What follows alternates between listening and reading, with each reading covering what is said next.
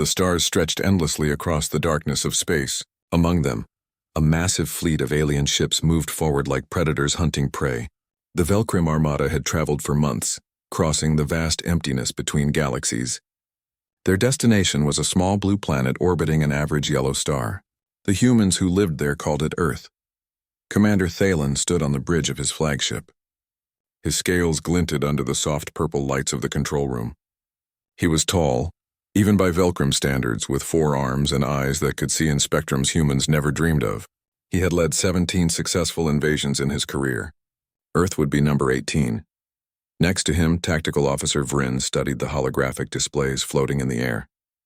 Numbers and data streams scrolled past in the Velcrim language. Vryn's mandibles clicked together as he processed the information.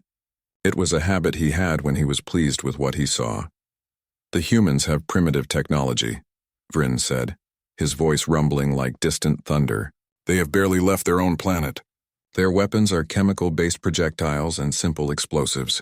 Their defenses are laughable. Thalen nodded slowly. He had read the reports himself. Humans had only recently developed the ability to leave their atmosphere. They had placed a few simple satellites in orbit and sent some basic probes to their neighboring planets. Compared to the Velcrim star-spanning empire, humans were infants playing with toys. What about their biology? Thalen asked. This was always the important question. Some species were weak but clever. Others were strong but predictable. Understanding the enemy was the key to quick victory, and quick victories saved lives. Even Velcrim lives mattered to Thalen, though he would never admit it out loud. Vryn pulled up another display. A 3-dimensional image of a human appeared, rotating slowly. It looked fragile. The creature had no natural armor, no claws, no fangs worth mentioning. Its skin was thin and easily damaged. It stood on only 2 legs, which seemed like a poor design for stability. They are weak, Vryn said simply. No natural defenses. They rely entirely on tools and weapons. Remove those and they are helpless. Their bone structure is fragile. Their internal organs are poorly protected. They have no regeneration abilities. A single strike to most areas of their body can incapacitate or kill them. Thalen studied the image carefully. Humans did look weak. They reminded him of the Felon species from the Andromeda sector. The Felon had surrendered within 3 days when they realized they could not win. Perhaps humans would be similarly reasonable. What about their military strength? Thalen asked. They fight each other constantly, Vryn replied, pulling up historical data. Their planet is divided into hundreds of separate groups called nations. These nations have wars regularly. This means they have some combat experience, but it also means they are not united. We can exploit this division. Thalen's primary eyes narrowed. Are they likely to unite against an external threat? Vryn considered this for a moment. Unknown. Their history suggests they might, but it would take time. We would strike before they could organize a unified response. From across the bridge, Scientific Officer Kell approached. He was smaller than the others, with lighter scales and 6 eyes instead of 4. He carried a data tablet in his smaller arms. Kell was responsible for understanding the biology and psychology of target species. Commander, Kell said, his voice higher pitched than the others, I have completed the analysis of human culture and behavior patterns. And? Thalen asked. They are curious but cautious. They value something they call family and community. They have complex social structures and demonstrate problem-solving abilities. However, they are also territorial and aggressive when threatened.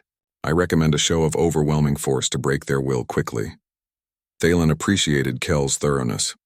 The small scientist had never been wrong in his assessments. If Kell said the humans would break quickly under pressure, then they would. When do we strike? Vryn asked, his mandibles clicking with anticipation. Not yet, Thalen said firmly. Protocol requires final surveillance. I want real-time observation of human behavior in their natural environment. Not data from satellites or intercepted transmissions. I want to see how they actually behave. Vryn looked disappointed but nodded. Protocol was protocol. The Velcrim Empire had conquered 200 worlds by following careful procedures. Thalen was not about to break tradition now. Deploy a stealth probe, Thalen ordered. Send it to a remote location away from their cities. I want to see how individual humans behave when they think they are alone. That will tell us more than any military parade. Kell worked at his console, entering coordinates. I am selecting a forested region in the northern hemisphere. It is called Canada by the humans. Low population density. Minimal technology presence, an ideal location for observation. Do it, Thalen said. The probe launched from the belly of the flagship. It was small, no larger than a human fist and completely invisible to primitive detection systems. It would reach Earth's atmosphere in 6 hours and begin recording immediately. Thalen returned to his command chair. He felt satisfied. Soon they would have the final piece of information they needed. Then the invasion could begin. Earth would fall like all the others before it. He had no idea that the probe was about to record something that would change everything. The probe descended through Earth's atmosphere without making a sound. It was early morning in the Canadian wilderness and mist hung between the trees like ghosts. The device positioned itself high in the branches of a pine tree, its cameras activating and beginning to record everything below.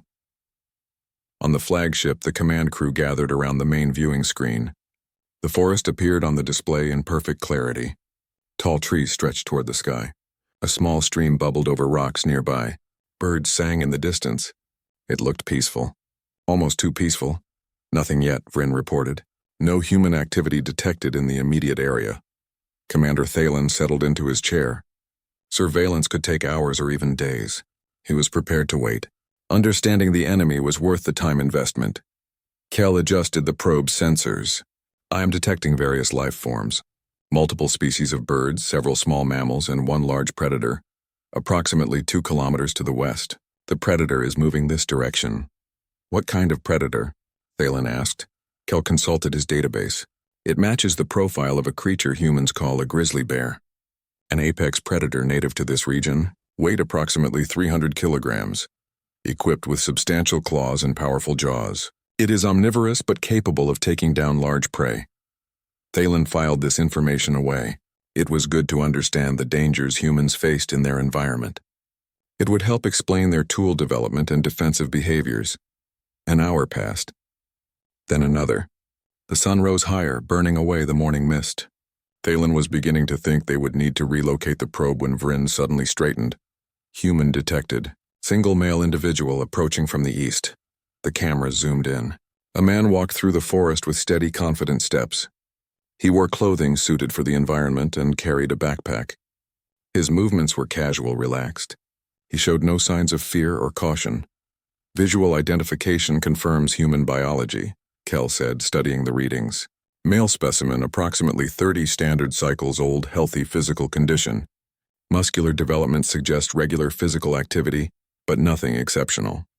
No visible weapons except a small blade on his belt. Thalen leaned forward. This was what he wanted to see. A human in their natural state, unguarded and unaware of observation. The man walked along the stream, occasionally stopping to examine plants or check a handheld device. He appears to be conducting some kind of survey, Kel noted. The device he carries is likely for navigation or communication. His behavior suggests he is familiar with this environment. The human, whose name they would later learn was Deho, paused near a fallen log. He pulled out the device and spoke into it, recording notes about something he observed. His voice was calm and measured. He seemed completely at ease. This confirms their lack of awareness, Vryn said with satisfaction. He has no idea he is being watched. No idea we are above his planet right now. They are completely unprepared for what is coming. Thalen was about to respond when Kel made a sharp sound. The large predator has changed direction. It is now heading directly toward the human. Distance is approximately 400 meters and closing quickly. On the screen, Deho continued his work, unaware of the approaching danger. The bear was moving through the underbrush, its massive form pushing through vegetation that would stop most creatures. It was not hunting. It seemed annoyed, possibly because the human had wandered too close to its territory. The human does not see it, Vryn observed. He is going to be killed. Thalen felt a twinge of something he did not expect. Not quite sympathy, but something close. He had not intended for their observation to result in a human death. But nature was nature, and this would provide valuable data about human responses to danger. Continue recording, he ordered. This will show us their survival instincts. The bear was now 100 meters away. 50, 25. Finally, Deho heard something. He turned, his posture changing instantly from relaxed to alert. His hand did not move to the small blade at his belt. Instead, he held very still, watching the bear emerge from the trees.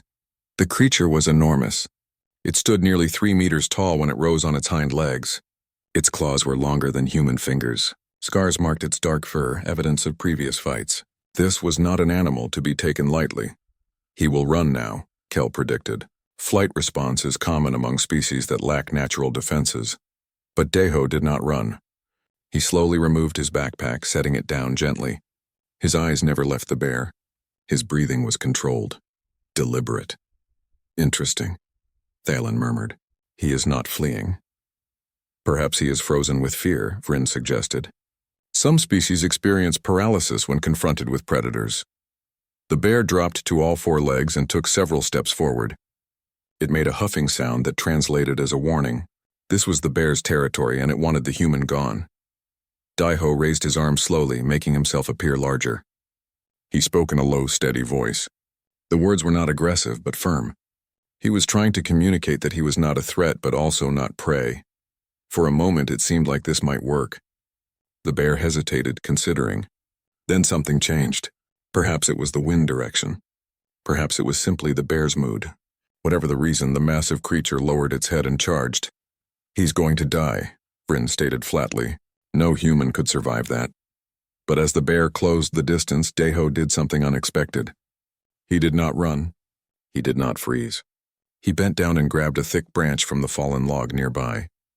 As the bear reached him, he moved.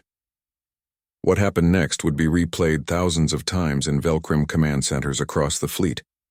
It would be analyzed, discussed, and ultimately feared. Deho fought back. He used the branch to strike at the bear's face, aiming for the sensitive nose and eyes. When the bear swiped at him with claws that should have disemboweled him, he dodged at the last possible second. The claws still caught him, tearing through his clothing and opening long gashes across his side. Blood sprayed across the forest floor, but Deho did not fall. He did not scream. He adjusted his grip on the branch and struck again, this time hitting the bear's ear so hard the branch splintered. The bear roared in pain and anger. On the flagship, nobody spoke. They all watched in stunned silence as a human, armed with nothing but a piece of wood and apparently no sense of self-preservation, fought a creature that outweighed him by hundreds of kilograms. This cannot be real, Kel whispered. His injuries should have incapacitated him, but it was real and it was only beginning. The fight was brutal and primal. Every member of the Velcrim command crew stood frozen, watching something that defied their understanding of biology and behavior. The human should have died within the first 10 seconds. Instead, the battle had been going for nearly 2 minutes and somehow Deho was still standing. The bear lunged forward again, its massive jaws snapping shut inches from Deho's face. The human ducked and rolled to the side, coming up with a rock in his hand. Without hesitation, he threw it with surprising accuracy, striking the bear directly in its left eye. The creature bellowed in rage and pain, shaking its massive head. Blood poured from the gashes on Deho's side. His jacket was torn to ribbons.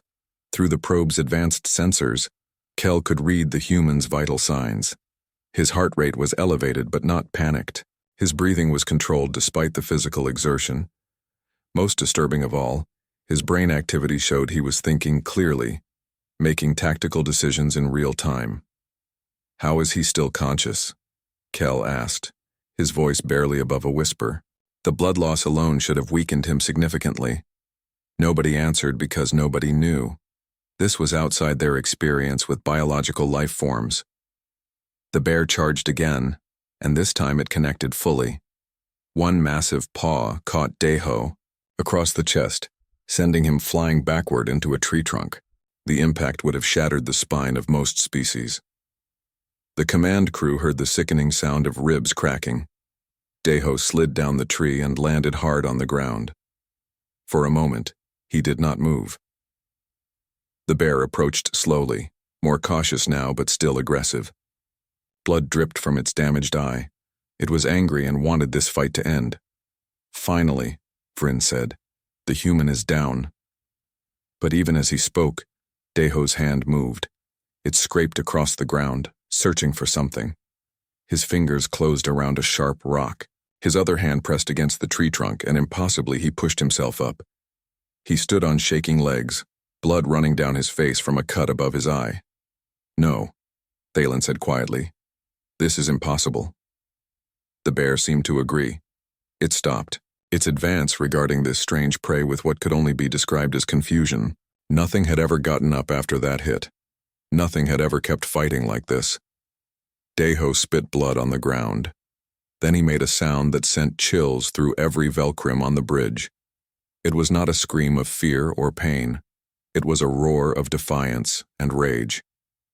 It was the sound of something that refused to die. The human moved forward, not away.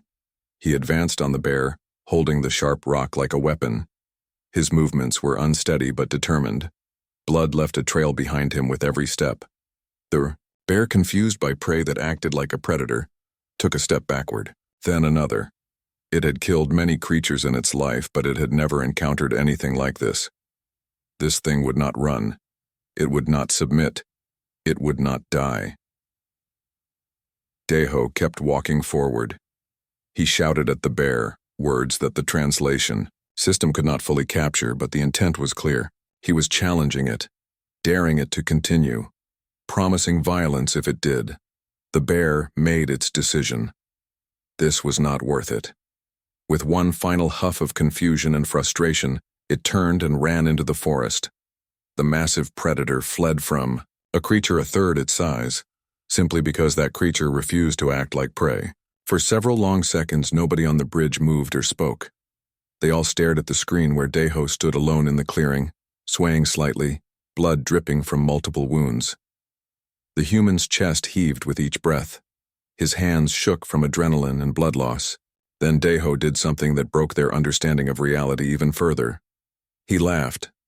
It was a weak, painful sound, but it was definitely laughter. He looked down at his torn body, assessed the damage with surprising calm, and reached for the communication device on his belt. Kel adjusted the sensors to listen to the transmission. Deho's voice was steady despite everything as he spoke into the device. "This is Ranger Deho. I need medical assistance at my current location. Got into a disagreement with a bear. I am mobile, but pretty torn up. No, I am not joking. Yes, I am serious. Just send the helicopter to my GPS coordinates." He ended the transmission, picked up his torn backpack with his good arm, and started walking. Not to the nearest tree to rest. Not to the ground to lie down and wait. He walked in the direction of the nearest clearing where a helicopter could land. It was 3 kilometers away. "His wounds," Kel said, checking the readings again to make sure his instruments were not malfunctioning. "He has at least 4 broken ribs, severe lacerations across his torso and arms, a possible concussion, and has lost approximately 15% of his blood volume. He should be going into shock. He should be immobile." "But he is walking," Thalen said, unable to tear his eyes from the screen. "He is walking to meet his rescuers instead of waiting for them." They watched in silence as Deho made his way through the forest. He stopped occasionally to lean against a tree, but he never sat down. He never gave up. When he encountered a fallen log blocking his path, he climbed over it despite the obvious pain. When the ground became steep, he kept climbing.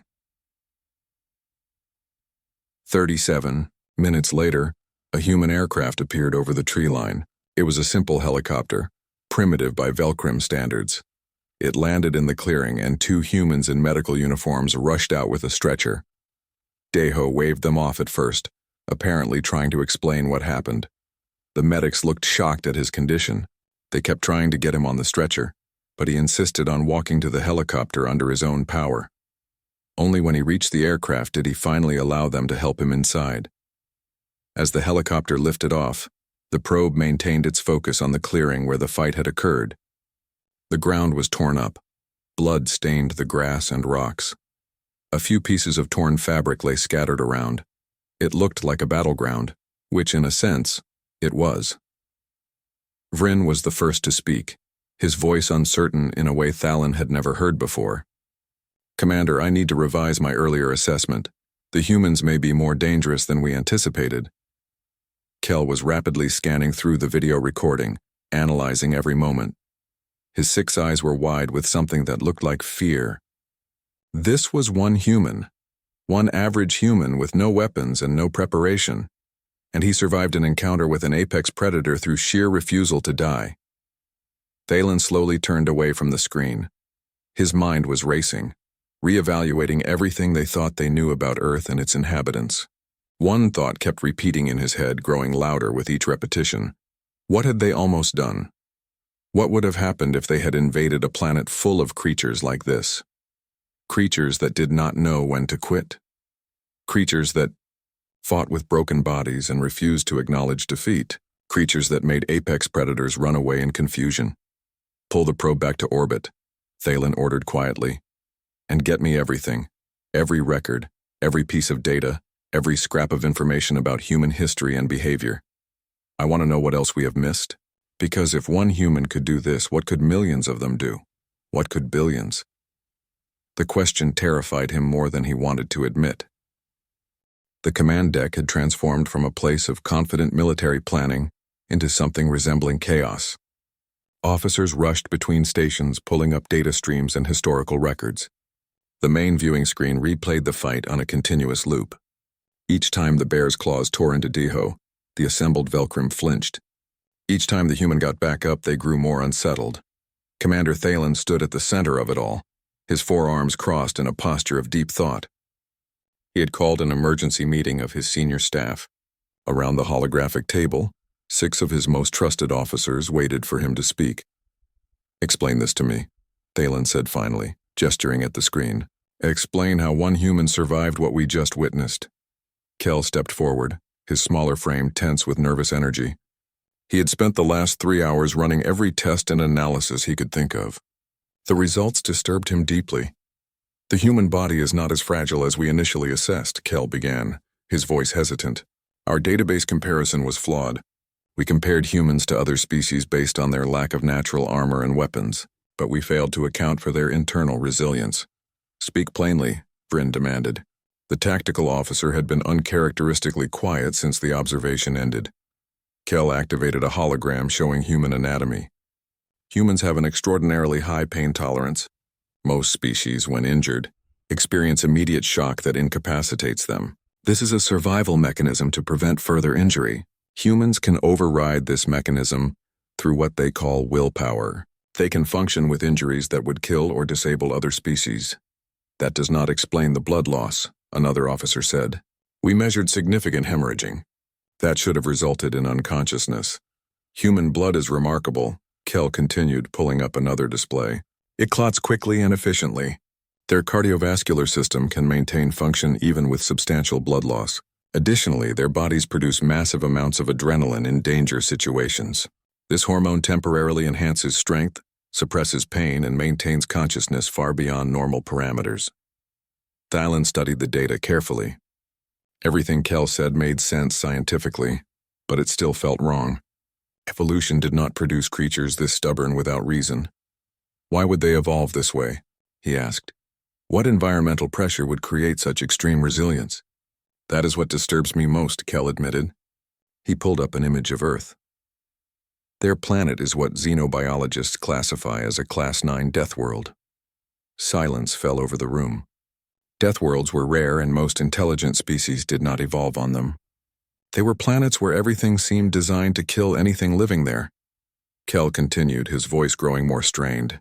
"Earth has extreme weather patterns, including hurricanes, tornadoes, and temperature variations that span over 100 degrees. Their atmosphere is 21% oxygen, which is corrosive to most species. The gravity is 1.3 times what we consider comfortable, and the fauna has evolved specifically to be as dangerous as possible." "Show me the fauna," Thalen ordered. What followed was a parade of nightmares. Kel displayed Earth's predators one by one. Creatures called sharks that could smell blood from kilometers away. Snakes with venom that caused organ failure within minutes. Insects that carried diseases capable of wiping out populations. Parasites that ate their hosts from the inside. And that was just the small ones. The bear that attacked Deho was not even the most dangerous predator in that region, Kel said quietly. There are creatures called mountain lions, wolves, and something called a wolverine that humans describe as anger in animal form. And those are just the land predators in that one area. Earth has thousands of species designed to kill. Vryn leaned back in his seat. His mandibles clicked slowly, a sign of deep thought. So humans evolved to survive on a planet that actively tries to kill them. That explains the resilience, but it does not explain the aggression. He did not just survive. He attacked. I can explain that, a new voice said. Everyone turned to see junior analyst Kira approach the table. She was young for her position, barely 30 cycles old, but her intelligence was undeniable. She carried a data tablet filled with information. I have been reviewing human history, Kira said, placing the tablet on the table. The hologram changed to show a timeline. Humans have been at war for their entire recorded history. Not occasionally, constantly. They have fought wars over territory, resources, religion, politics, and sometimes just because they were bored. Impossible, Vryn said. Continuous warfare would deplete their population. It should have, Kira agreed. But humans reproduce quickly and recover from catastrophic losses within a generation or two. They have fought wars that killed millions and barely slowed down. In what they call World War II, over 70 million humans died. Within 50 years, they had completely recovered and were more numerous than before. Thalen felt something cold settle in his core. They recovered from losing 70 million individuals in 50 cycles. Earth's current population is approximately 8 billion, Kira continued. And they are still growing. They do not just survive despite their environment and their constant warfare. They thrive because of it. Conflict makes them stronger, not weaker. She pulled up more data, and what Thalen saw made his scales go pale. Human weapons development throughout history. Stone tools that became bronze blades. Bronze became iron, iron became steel. Then gunpowder, then automatic weapons, then chemical weapons, then nuclear weapons capable of destroying their entire planet. How long did this progression take? Thalen asked. Approximately 10,000 cycles from stone tools to nuclear weapons, Kira answered. The room fell silent. The Velcrim had taken nearly 100,000 cycles to achieve the same progression. Humans had done it in 1/10 the time. Kel returned to the table, looking somehow even more disturbed than before. There is something else. I found records of human medical cases that are relevant to our assessment. A human named Dongyun was impaled by a metal rod through his torso. Instead of waiting for help, he pulled it out himself and drove his vehicle to a medical facility. A human named Jiwon was trapped in a collapsed building. When rescue seemed impossible, she amputated her own arm with a pocket knife to escape. They mutilate themselves to survive? Vryn asked, horrified. Not just survive, Kel corrected. To continue fighting. I found military records of a soldier named Minho, who lost a limb in combat and used his remaining limbs to continue providing cover fire for his squad. A pilot named Hyojin landed a damaged aircraft with half her crew dead, saving hundreds of passengers despite catastrophic injuries. Thalen turned away from the table, needing a moment to process everything. The numbers and stories were overwhelming. Humans were not just resilient. They were relentless. We have conquered 200 worlds, he said slowly. We have faced warrior species and hive minds and silicon-based life forms. But we have never faced anything like this. There is one more thing, Kira said quietly. I found a section in human entertainment media. They create fictional stories about survival and conflict. Many of these stories end with the human protagonist dying, but still achieving their goal. They glorify sacrifice. They celebrate last stands. They have entire genres dedicated to stories where victory comes at the cost of everything. They celebrate dying, Vryn asked incredulously. No, Thalen said, understanding suddenly. They celebrate not giving up. To them, death is acceptable as long as they accomplish their objective. That makes them more dangerous than any weapon. He turned back to his officers. Calculate our casualties if we proceed with the invasion. Assume every human fights like Deho did. Assume they never surrender and never retreat. Kel worked at his console for several minutes. When he looked up, his face showed the answer before he spoke it. With those parameters, we would achieve victory in approximately 8 to 12 cycles. Estimated Velcrim casualties would be between 300 million and 500 million soldiers. Additionally, the humans would likely develop more dangerous weapons during the conflict. If they achieved nuclear capability against our forces, casualties could exceed 1 billion. 1 billion. Nearly half their military strength. To conquer one planet, the number was impossible to accept. Abort the invasion, Thalen said. Commander. Vryn started to protest. Abort it, Thalen repeated firmly. And call a meeting with the fleet admirals. They need to see what we saw. The deep dive into human records took 48 hours. Commander Thalen had ordered every available analyst to access Earth's information networks and compile data on human behavior, history, and capability. What they discovered made the incident with Deho seem almost mundane in comparison. Kira led the research team, organizing information into categories. The main conference room had been converted into a research center, with holographic displays covering every wall. Thalen moved between them, reading reports that grew increasingly disturbing. The first category was human medical records, not just cases like Dongyun and Ji-won, but thousands of documented instances of humans surviving impossible situations. A human named Taejin had been struck by lightning 7 times and survived each instance. A woman named Yoonji had fallen from an aircraft at 10,000 meters and survived by landing in snow. Another human named Jinwoo had survived for 76 days adrift in an ocean with minimal supplies. They do not just survive, Kira explained, highlighting certain cases. They survive and then write about it. They study their own survival, learn from it, and teach others. Survival is not an instinct for them.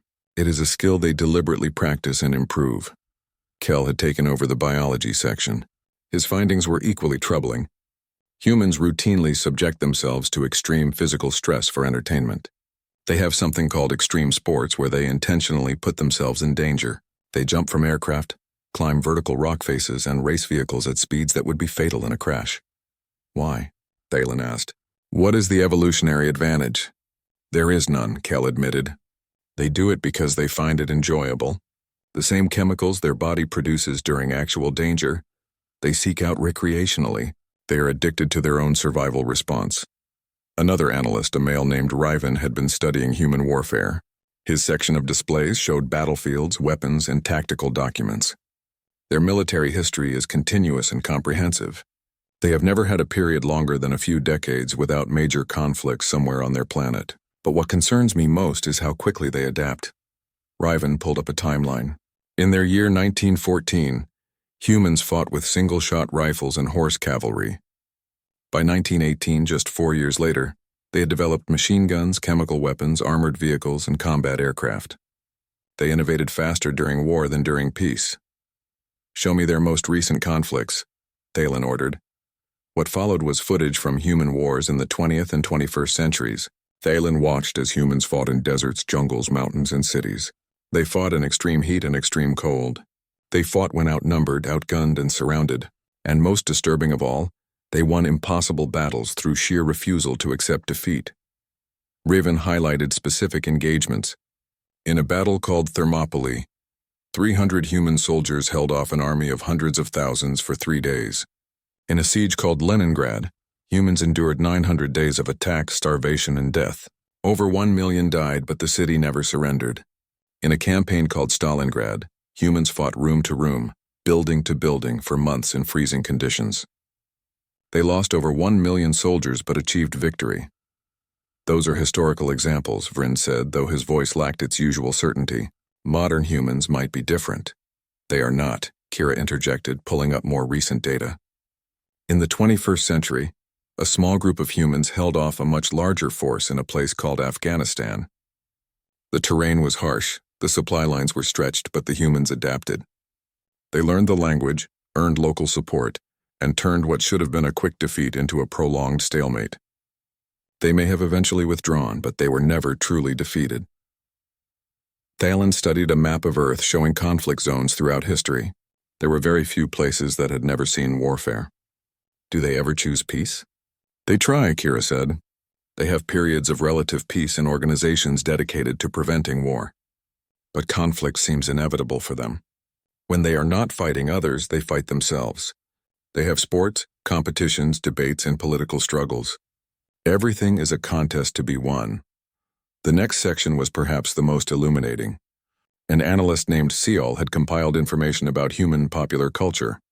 What humans chose to entertain themselves with revealed much about their psychology. They create fictional stories about themselves, Seol explained. Thousands of years of literature, theater, film, and digital media. And the most popular stories have common themes. She displayed examples, stories of individuals overcoming impossible odds, tales of sacrifice for the greater good, narratives where the heroes faced certain death but fought anyway, epic sagas of wars lasting generations, horror stories where they were the prey but became predators. This story is called Rocky, Seol said, showing a film summary. A human fighter is overmatched against a superior opponent. He loses the fight but is celebrated anyway because he refused to quit. This story was so popular they made 7 more versions of it. They celebrate losing? Vryn asked, confused. No, Thalen said, understanding clicking into place. They celebrate the fight itself. The outcome matters less than the effort. That is their culture. That is what they teach their children. More examples followed. A film called Alien, where a single human woman defeated a nearly invincible predator through improvisation and determination. A series called Die Hard, where one human defeated multiple trained enemies through sheer stubbornness. Stories called The Lord of the Rings, where small, weak creatures accomplished what powerful armies could not. They fantasize about being outmatched, Thalen said slowly. Their entertainment is about overcoming superior force. There is more, Cial said nervously. She pulled up a category of human internet content labeled Florida Man. What followed was a series of news headlines that defied logic. A human fought off a shark with his bare hands. Another wrestled an alligator for fun. A third broke into a zoo to fight a bear. Multiple humans attempted to surf during hurricanes. What are we looking at? Thalen asked. These are real events, Cial explained, from one region of their planet. The humans there seem to actively seek out dangerous situations. Their own species considers them insane, but they keep doing it anyway. And they usually survive. Kel added another disturbing observation. I analyzed human physiology at the genetic level. They have an unusual amount of what they call junk DNA, but it is not junk. It contains genetic information from species they evolved alongside or consumed. They have remnants of Neanderthal DNA, which was another intelligent species they either bred with or absorbed. They are literally made up of the creatures they survived. The implication settled over the room like a heavy weight. Humans were not just survivors. They were evolution's answer to a death world. Everything about them, from their biology to their culture to their entertainment, was designed around one central concept. Never give up. Thalen moved to the center of the room, looking at all the data surrounding him. 48 hours of intensive research had revealed a truth that terrified him. Humans were not prey. They were not predators. They were something far more dangerous. They were survivors who had turned survival into an art form, a sport, and a religion. Calculate our odds again, Thalen ordered, not assuming they fight like Deho. Assume they fight like their history suggests. Assume they never surrender. Continuously innovate their weapons and treat impossible odds as motivation rather than deterrent. The room fell silent as multiple analysts ran the calculations. Finally, Kel spoke, his voice hollow. Victory is no longer guaranteed. We might win the initial invasion, but sustained occupation would require permanently stationing 70% of our military on one planet. Any reduction in force would result in human resistance, and if they developed faster than light technology while we were there, they would bring the war to us. How long before they develop that capability? Thalen asked. They have theoretical frameworks already, Kara answered. Given their rate of innovation during conflict, possibly within 100 cycles. Maybe less. Thalen looked at the screen showing Deho fighting the bear. One human. One impossible fight. One victory that should never have happened. Now multiply that by 8 billion. The council chamber aboard the flagship was designed to hold 50 of the most important military leaders in the Velcrim Armada. Today all 50 were present. Fleet admirals, battle commanders, strategic advisors, and senior scientists filled the tiered seats surrounding a central platform where Commander Thalen stood. The room hummed with conversation. Most of these leaders had not seen the footage yet. They had been summoned from across the fleet with little explanation beyond critical intelligence regarding the Earth invasion. Many assumed this was a routine briefing. Before the attack began, Thalen waited for silence, his forearms folded across his chest. When the last conversations faded, he spoke. 6 days ago, I deployed a surveillance probe to Earth's surface. The purpose was to observe human behavior in a natural environment. What we recorded has forced me to reconsider the entire invasion. He gestured and the main hologram activated. I am going to show you what we saw. I ask that you watch the entire recording before making any judgments. The lights dimmed. The footage began to play. Thalen watched the assembled leaders as they saw Deho for the first time. Saw the bear approach. Saw the charge. Saw what should have been a quick death transform into something else entirely. The chamber remained silent throughout the 5-minute recording. When it ended, nobody spoke. Admiral Corvus, the most senior military commander in the fleet, was the first to find his voice. "Play it again," Thalen did. This time he watched the admirals more carefully. He saw their confidence waver, saw doubt creep into their expressions, saw the moment each one realized what they were actually looking at. When the footage ended the second time, Admiral Corvus stood slowly. "This human, is he a soldier? A specially trained warrior?" "No," Kell answered from his position near the technical consoles. "He is a park ranger. His job is to monitor wilderness areas and assist lost travelers. He has no military training. He is, by human standards, completely ordinary." "Ordinary," another admiral repeated, the word hanging in the air like a curse. "We have conducted extensive research," Thalen continued, bringing up data displays around the room. "What you just witnessed is not an anomaly. It is normal human behavior when threatened. Let me share what we have learned." For the next hour, Thalen and his team presented their findings.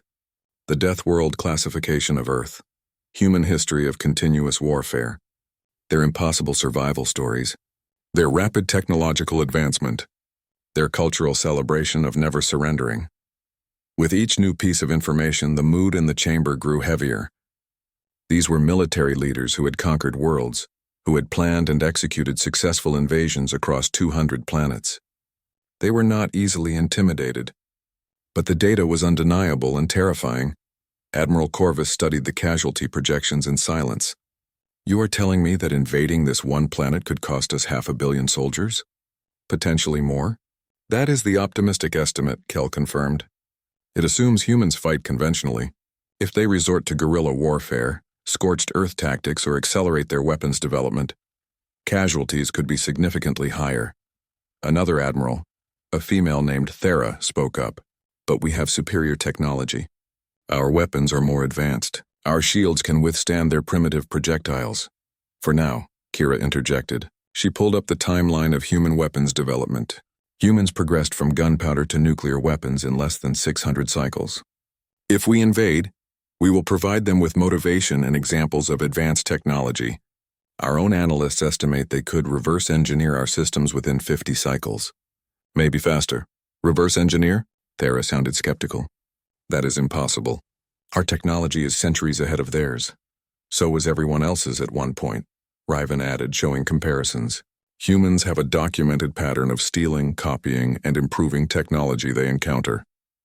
They took flight from observing birds and turned it into aircraft that break the sound barrier within 100 cycles. They will do the same to us." A tactical admiral named Zor asked the question many were thinking. "What if we simply blockade their planet? Contain them without invasion?" Thalen had anticipated this. That presents two problems. First, humans are curious and ambitious. If they know something is keeping them from space, they will work harder to break through. We would be providing motivation. Second, maintaining a blockade would require significant resources indefinitely. And if even one human ship breaks through, they will spread across the galaxy. And we will have created an enemy that knows our location and capabilities. Vryn, who had been uncharacteristically quiet, finally spoke. "There is another consideration. Human psychology. If we blockade them, they will eventually develop ways to break out. If we invade them, they will never stop fighting.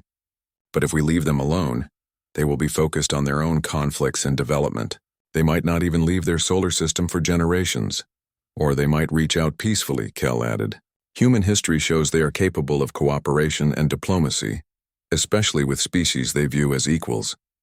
If we are not their enemies, we might not need to fear them." Admiral Corvus leaned back in his seat, his scales darkening with stress. "You are asking us to abandon an invasion based on one surveillance video and some historical data. To walk away from a planet that, by all strategic assessments, should be an easy conquest. I am asking you to recognize reality," Thalen said firmly. "We assessed humans based on their lack of physical defenses and primitive technology. We failed to account for their psychology, their adaptability, and their sheer refusal to accept defeat.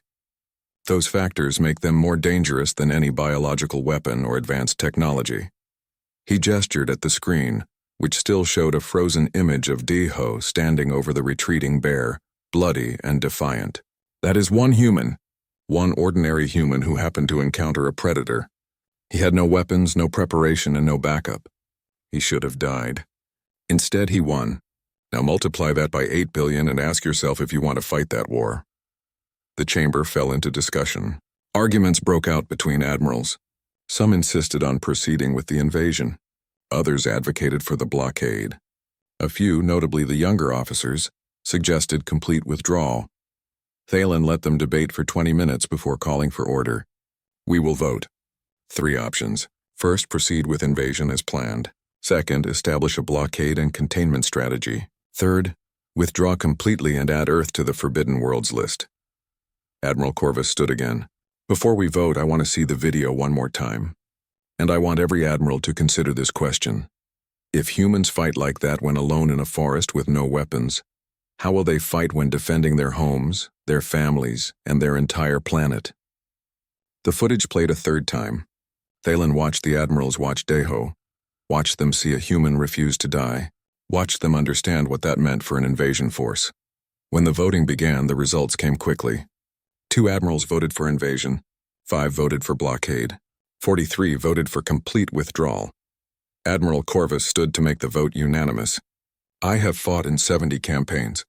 I have seen soldiers face impossible odds. But I have never seen anything like what we witnessed today. Humans are not ready for the galaxy yet, but when they are, I do not want them arriving as our enemies. We withdraw. Immediately, the vote was recorded. The decision was final. The Velcrim Armada would not invade Earth. They would leave the system, delete all records of their surveillance, and classify Earth as a forbidden world. No Velcrim ship would approach it again. As the admirals filed out of the chamber, Thalen remained on the central platform. Kel approached him quietly. Do you think we made the right decision? The scientist asked. Thalen looked at the frozen image of Daiho one last time. I think we made the only decision that ensures our species survives the next 1,000 cycles. Humans are dangerous now. In a few hundred cycles, they will be unstoppable. Better to be forgotten by them than remembered as enemies. And if they find us anyway? Thalen did not answer because he did not have a good answer. If humans found the Velcrim Empire on their own terms, there would be no avoiding contact. They could only hope that when that day came, humans would remember nothing of the invasion that almost happened. And perhaps, if they were very lucky, humans would be merciful to those who had been wise enough to leave them alone. 3 days after the vote, Earth's orbital satellites detected something unusual. A signal, powerful and clearly artificial, broadcasted across all frequencies simultaneously. Space agencies around the world went into immediate alert status. Radio telescopes turned toward the source. Military commanders were woken from sleep. Scientists scrambled to decode what they were receiving. At NASA headquarters in Houston, Dr. Bora Kwan was the first to successfully translate the message. She sat in her office at 3 a.m, staring at her computer screen with disbelief. Her hands shook as she reached for the phone to call her supervisor. Sir, you need to come to my office immediately, she said when he answered. We just received a message from beyond our solar system, and it is addressed to the entire human race. Within an hour, representatives from every major space agency were on a secure video conference. The message was displayed for all to see, translated into every major language on Earth. To the people of Earth, it read, Your world has been observed by the Velcrim Coalition as part of standard territorial expansion protocols. After comprehensive analysis, we have determined that Earth is not a viable target for integration into our civilization. We wish you prosperity and growth. We will maintain no further contact. We respectfully request that you do not attempt to locate us. The video conference erupted into chaos. Questions flew from every direction. Was this real? Was it a hoax? If real, what did it mean? Why had aliens been watching Earth? Why did they decide not to make contact? Dr. Kwan tried to explain what little she understood. The signal is definitely extraterrestrial. The transmission method is beyond our current technology. As for why they observed us and then decided to leave, the message does not say. At the United Nations, an emergency session was called. Diplomats from every nation gathered to discuss the implications. Some viewed the message as a threat. Others saw it as a relief. A few optimistic voices suggested it proved humanity was ready to join the galactic community. But in the intelligence communities of various nations, a different conversation was happening. Analysts studied every word of the message, looking for hidden meanings. One phrase kept drawing attention. not a viable target for integration. They scouted us for invasion, an American intelligence officer said during a classified briefing. That phrase is diplomatic language for "we considered conquering you, but they decided not to." The question is why? Maybe they saw our nuclear weapons, suggested another analyst. Or our military strength, offered a third. But a quiet analyst named Sujin from South Korea, who had been reviewing all available data, raised her hand. What if it was not our weapons? What if it was us? The room turned to look at her. She pulled up statistics on her tablet. The message says they observed us and determined we were not viable. Not that we were too strong or too advanced, just not viable. What if they saw something about human nature that made them decide to leave? The conversation continued for hours with no definitive conclusions. Governments quietly increased space defense budgets. Scientists redirected resources toward detecting extraterrestrial surveillance. But no new signals came. The Velcrim, whoever they were, had meant what they said about no further contact. In the media, the story exploded. Alien contact dominated every news cycle for weeks. Experts debated endlessly about what the message meant. Religious leaders offered interpretations. Conspiracy theorists built elaborate theories. But without any additional information, the speculation eventually faded into background noise. 3 months after the message, life on Earth had largely returned to normal. The alien contact had become just another strange event in human history, something to discuss at parties and debate online, but not something that changed daily life. In a hospital in Vancouver, Canada, Daiho finished his final physical therapy session. His wounds had healed remarkably well, though the scars would remain forever. The bear attack had made local news briefly, but the story had been buried by the alien message. Nobody made the connection between the two events. His therapist, a cheerful woman named Hannah, smiled as he completed his exercises. "You have made incredible progress. Most people who survive an attack like that never fully recover. You will be back to work within a month." Daiho shrugged, testing his shoulder mobility. "I heal fast. Always have. Still, what you went through was extraordinary. Fighting off a grizzly bear with your bare hands. You are lucky to be alive." "I guess so," Daiho said, though luck had little to do with it. He had fought because the alternative was death, and death was not acceptable. It was that simple. As he left the hospital, a journalist approached him. She had been trying to get an interview for weeks. "Mr. Daiho, can I ask you a few questions about the bear attack? People are calling you a hero." "I am not a hero," he said firmly. "I just did what I had to do. Anyone would have done the same." The journalist disagreed, but Daiho was already walking away. He had no interest in being famous. He just wanted to return to his job, to the quiet forests where he belonged. The attack was over. Why dwell on it? Far above Earth, the last Velcrim probe finished its final task. It had remained in orbit for 3 days after the message was sent, monitoring human reactions. Now it activated its self-destruct sequence. In a flash of light invisible from the ground, it vaporized completely, leaving no trace of Velcrim technology behind. The Armada was already millions of kilometers away, moving at faster-than-light speeds toward the opposite side of the galaxy. On the flagship, Commander Thalen filed his final report. It was brief and direct. Earth survey complete. Species classification. Extreme threat level. Recommendation: permanent avoidance.